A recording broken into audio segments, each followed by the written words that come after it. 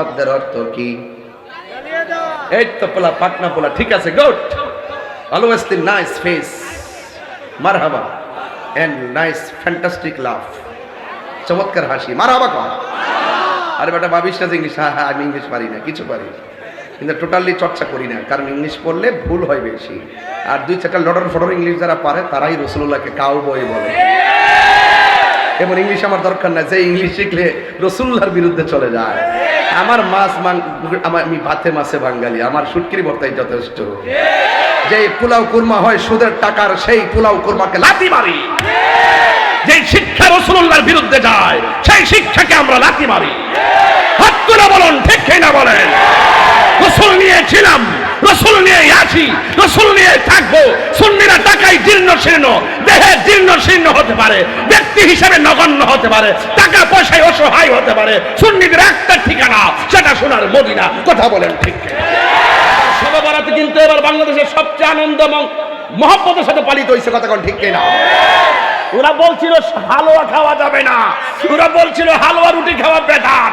এবার ঘরে ঘরে হালুয়া ছিল, রুটি ছিল, সেমাই ছিল, পায়েস ছিল, গরু ছিল, মুরগি ছিল। সুন্দর কথা ঠিক কিনা?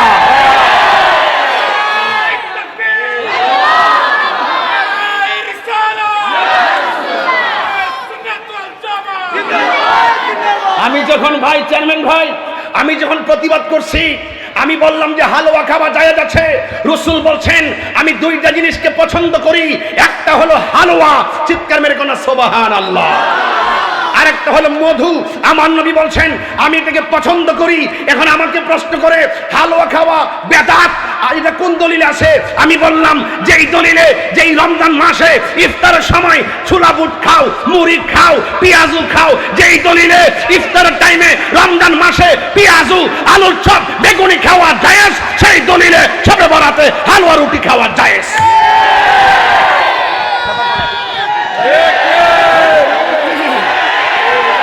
আমরা মোল্লার কথা শুনবো না।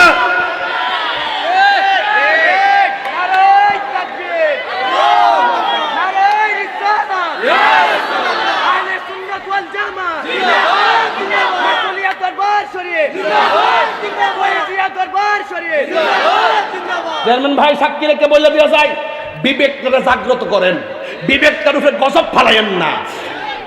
আরবি মাসের মুহরমে খাইলেন পায়েস, ফতুয়া নাই। সফরে খাইলেন পায়েস, হালুয়া, ফতুয়া নাই। এরপরে রজবে খাইলেন, সরি, রবিউল আউয়াল, রবিউল সানি, জামাদুল আউয়াল, জামাদুল সানি, রজব, রমজান, শাওয়াল, জিলকদ, জিলহজ, সব মাসে হালুয়া খাইলেন, ফতুয়া নাই। শুধু এক রাত এটা বেদাত হবে কেন?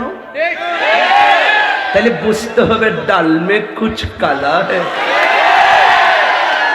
আমরা খাবো বিরিয়ানি, তোমাদের হবে চুলকানি।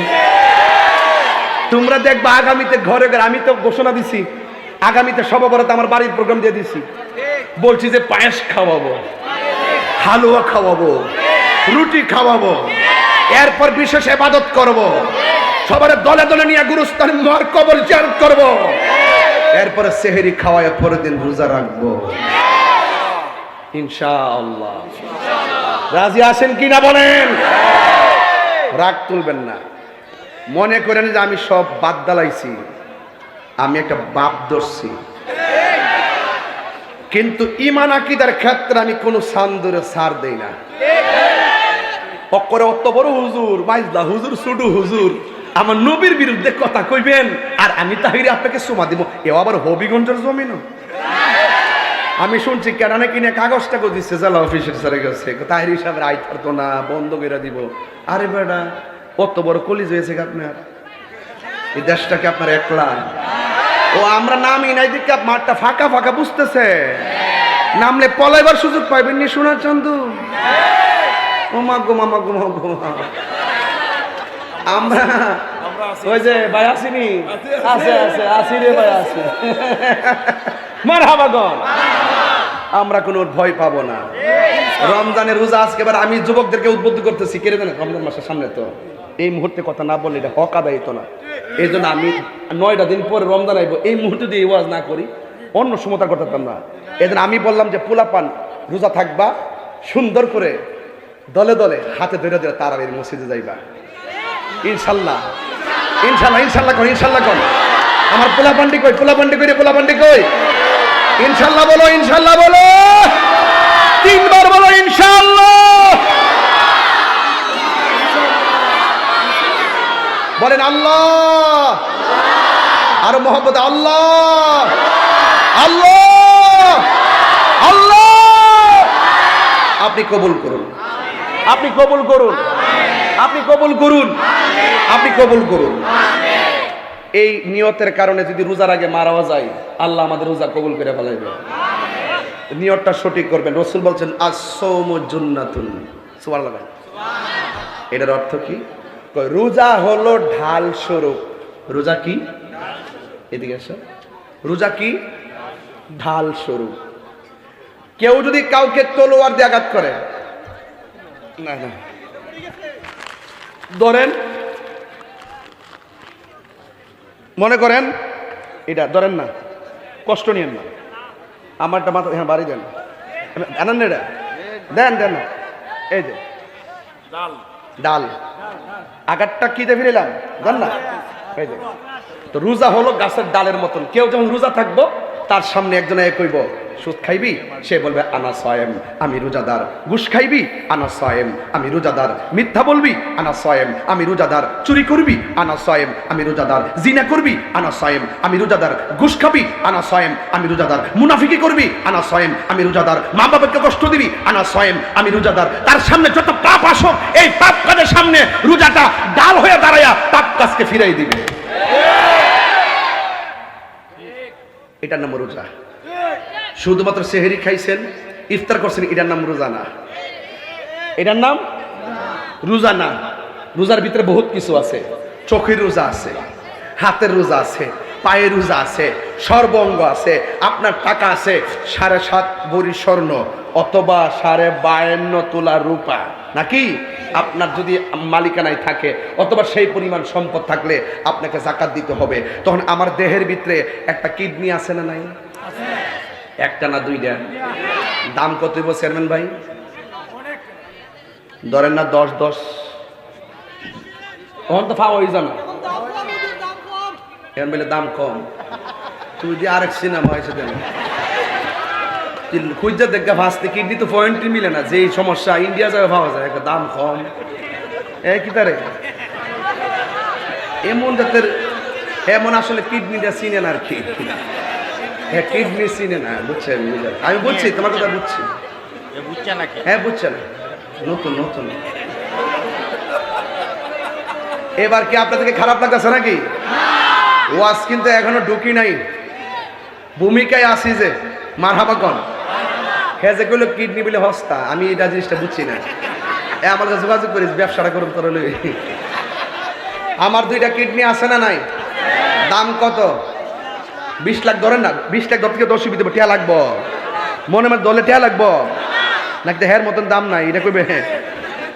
2টা কিডনির দাম কত? 2টা বাল্ব আছে 2 পাশে, দাম কত? 20 লাখ ধরেন না। 20 লাখ 20 কত? এই বডিটার ভিতরে যে রক্ত আছে সবটি ফালাই দেয় লন না কিনি, অনেক টাকা লাগবে না?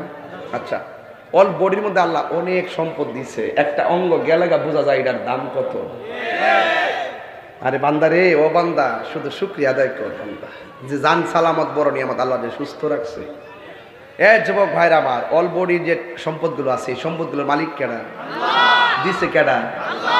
আচ্ছা, এখন সম্পদ টাকা যদি দেয়, টাকার মালিক বানাইলে আল্লাহ কয় জাকাত দাও। কিন্তু অল বডির যে এত মাল আল্লাহ দিল, এটিরও জাকাত আছে। এটির জাকাত হইল রোজা। এটির জাকাত কি?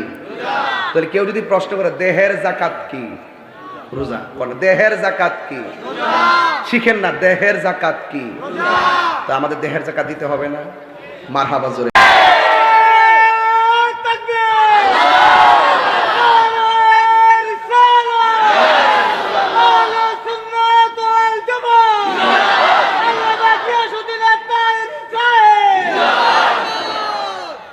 আমার কথা কি বুঝতে পেরেছেন?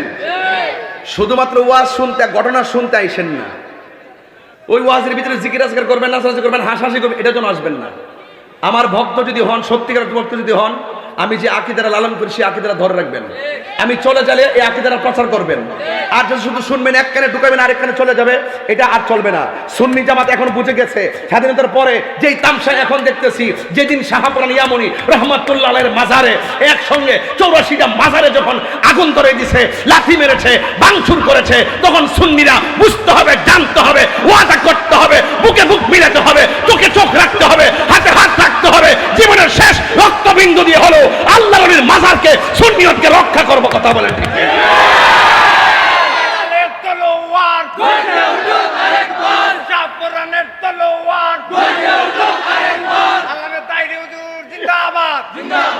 আমার কথায় কেউ রাজনীতি গন্ধ খুঁজবেন না। যদি আমাকে সত্যিকার অর্থে, আমি আগে এরকম কথা বলি নাই, এখন বলতে বাধ্য হয়েছি। শুধু পারি না সুন্নিদের কারণে। সুন্নিরা এখন থেকে ঐক্যবদ্ধ থাকবেন। আমরা যেদিকে যাব একদিকে যাব। সুন্নিরা এখন থেকে কারোর পিছে যাবে না, সুন্নিদের পিছনে তারা আসতে হবে। আমরা যা বুঝার বুঝে গেছি। যাদের মুখের মধ্যে মুদ্র মুদ্র কথা আছে, জাতির কাছে পরিষ্কার, তারাই এখন বাটপার। কথা বলেন ঠিক কি না? আমরা সব বুঝে গেছি। সুন্নি জামাতের বিচ্ছিন্ন থাকলে চলবে না। খানকার তসবিহ বালিশের উপরে রেখে রাজপথে নামতে হবে, ঐক্যবদ্ধ হতে হবে। খণ্ড খণ্ডে এই দলে ওই দলে নয়, আমরা এক মদিনার প্রেমের দলে থাকবো। ওই প্রেমকে প্রতিষ্ঠা করার জন্য আমরা যাকে সমর্থন দিব একদিকে যাব। কথা বলেন ঠিক কি না? শুধু পারি না আপনাদের কারণে। চকলেট খাইয়া আপনারা ঘুরে যান গা, বিস্কুট খাইয়া ঘুরে যান গা, চার লেয়ার খাইয়া ঘুরে যান গা। আরে বেটা, এগুলো বাদ দে বেটা। নবীর প্রেম না থাকলে কিসের কোটি টাকার মালিক বেটা? কথা ঠিক না বেঠে? এগুলো আর চলবে না। কথা বলেন ঠিক কিনা? শাহপুরান মাজারকে পাহারা দিয়ে রাখতে হবে, ঠিক কিনা? নাসিরুদ্দিন শিপ আসালার মাজারকে পাহারা দিয়ে রাখতে হবে। ফতে গাজীর মাজারকে পাহারা দিয়ে রাখতে হবে। গোলাপ শাহের মাজারকে পাহারা দিয়ে রাখতে হবে। গরিবুল্লাহ শাহের মাজারকে পাহারা দিয়ে রাখতে হবে। মিসকিন শাহের মাজারকে পাহারা দিয়ে রাখতে হবে। আমার শাহের মাজারকে পাহারা দিয়ে রাখতে হবে। শাহরি বুগদাদির মাজারকে পাহারা দিয়ে রাখতে হবে। ফয়জউদ্দিন শাহের মাজারকে পাহারা দিয়ে রাখতে হবে। কেল্লা শহীদ কাসুদুরাসের মাজারকে পাহারা দিয়ে রাখতে হবে। প্রয়োজনে আমরা সকলে রক্ত দিতে হবে। কারণ এই দেশে ইসলামের আছে আল্লাহর ওলিগণ। কারণ এই মদিনার ওয়ালার ইসলাম এই দেশে প্রেজেন্টেশন করেছেন বাবা শাহজালাল, যাকে সুলতানুল আউলিয়া বলা হয়। কথা কোন ঠিক? আর বাকি যা আছে বাটপার। আমরা নজদের ইসলাম চাই না। আমরা মদিনার শাহজালাল ইয়ামনি রহমাতুল্লাহ আলাইহি যেভাবে এসেছেন ইসলাম নিয়ে, সেই ইসলাম চাই। খাজা গরিবে নওয়াজের ইসলামটা চাই। কথা বলেন ঠিক কিনা?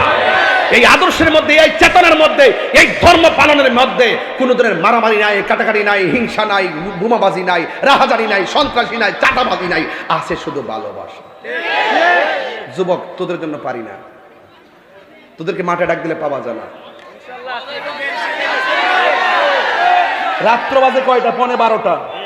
রাত্রে 12:15 আপনার যেই লোকগুলো আসছেন, সত্যিকার অর্থ যদি সুন্নিয়তকে ভালোবাসে, আমি জানি এখানে কিছু অংশ লোক আমার মতাদর্শের বাইরে আছে।